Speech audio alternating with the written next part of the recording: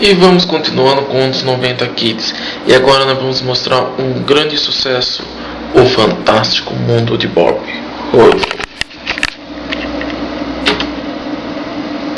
O Fantástico Mundo de Bob foi um desenho que fez um grande sucesso na década de 90.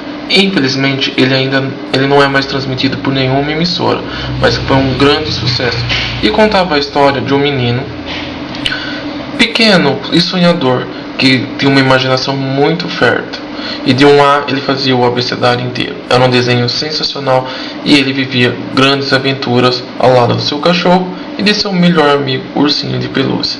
É um grande sucesso e que você está revendo agora. E quer ver seu desenho também? Mande seu e-mail para canal5tv@bol.com.br e peça o seu desenho. E você vai matar saudades como estamos matando saudade do Fantástico Mundo de Bob. Agora para vocês.